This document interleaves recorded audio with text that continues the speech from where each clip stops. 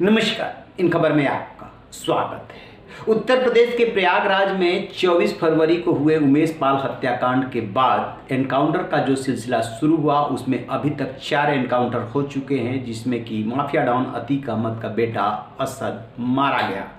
अतीक और उसके भाई अशरफ की 15 अप्रैल को प्रयागराज में आलमीन हॉस्पिटल में हत्या कर दी गई। इसके बाद जब कहानी आगे बढ़ रही है और परत दर परत खुल रही है तो 61 ऐसे बदमाश हिस्ट्री सीटर के नाम सामने आए हैं जो अतीक गैंग से जुड़े हुए हैं और पुलिस अब उनकी हिस्ट्री सीट खोल करके पीछे पड़ गई है। उसी में से एक नाम है मोहम्मद मुस्लिम। बहुत बड़ा बिल्डर है, हजारों करोड़ का प्रोजेक्ट है, अतीक का खास फाइनेंसर। और अभी जो कल ऑडियो वायरल हो रहा था, एनकाउंटर में मारे गए अतीक के बेटे असद और मोहम्मद मुस्लिम के बीच बातचीत की, उसने जो है सनसनी मचा दी। ये ऑडियो जो है असद और मोहम्मद मुस्लिम के बीच की बातचीत की बताई जाती है 24 जनवरी की। और इसी मोहम्मद मुस्लिम से अतीक ने साबरमती जेल में रहते हुए मैसेज भेजा था कि मेरा बेटा डॉक्टर इंजीनियर नहीं बनेगा। जो कहा जा रहा है वो करो। 2 पैसे वो मांग रहा है, एक वो जो तुम्हें देना है और दूसरा जो असद से तुमने उधार लिया था वो भी दे दो, काम आएगा। हम इधर से ध्यान अपना हटा लेंगे, नहीं तो अंजाम भुगतना पड़ेगा। और उसी मोहम्मद मुस्लिम से असद का ऑडियो वायरल हुआ जिसमें कि असद ये शिकायत कर रहा है कि मैं आपके फ्लैट पे गया था, गेट नहीं खुला गया, मैं वापस आ रहा हूँ।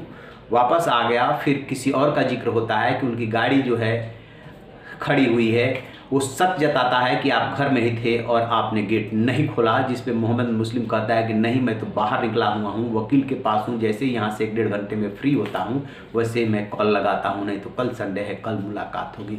उस ऑडियो का थोड़ा पार्ट सुनिए। हेलो हेलो, अस्सलाम वालेकुम। वालेकुम। और असद बोल हाँ रहे हाँ, हैं? नंबर अभी मिला हमको जो है। हम आपके फ्लैट पे आए थे, इतनी देर से खड़े थे, आपने दरवाजा तक नहीं खोला। नहीं, अब है नहीं ना यहाँ पे। अच्छा, हाँ हाँ, हम निकले हैं करीब 1 घंटे से, 1.5 घंटे हो गए हमको। कब आए थे तुम? अभी आए थे थोड़ी देर पहले। इमरान साहब आपके यहाँ बैठे हैं? नहीं, इमरान आए थे और उनका कोई मसला अच्छा। था, तो उसी सिलसिले में उनकी गाड़ी खड़ी है, वो भी किसी के साथ गए हैं, तो हम निकले हैं करीब 1.5 अच्छा, घंटे से। हाँ, तो हम आ जाएं आपके पास, मुलाकात हो अभी जाएगी आपसे। अभी थोड़ा सा लेट हो जाए, थोड़ा सा है वकील के यहाँ अभी थोड़ा सा कुछ मसला है, हाँ, तो कब आ जाएं हम आपके यहाँ? तो अभी हम खाली होकर फोन करते हैं। कहाँ हो तुम अभी? हम तो वापस आ रहे हैं, हम आपके उससे बहुत देर से खड़े थे।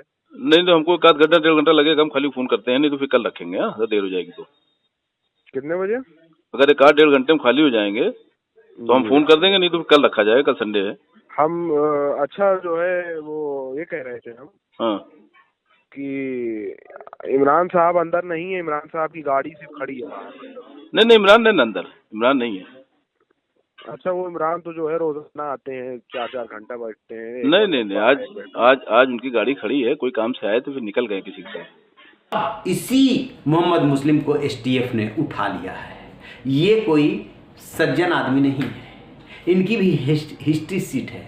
गैंगस्टर समेत 16 मुकदमे दर्ज है, अकूत संपत्ति है। कहा जाता है कि जो माफिया अतीक का काला धन है उसका एक बड़ा हिस्सा इसके कारोबार में लगा हुआ है।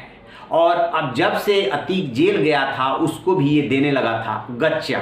हालांकि बाद में बात ये आई कि इसने असद को 80 लाख रुपए दे दिए थे अतीक की धमकी के बाद। लेकिन जिस हिसाब से उस ऑडियो में बातचीत कर रहा है, असद से बहुत ज़्यादा ये घबरा नहीं रहा था। तभी जाकर के अतीक ने मैसेज डाला था इसको।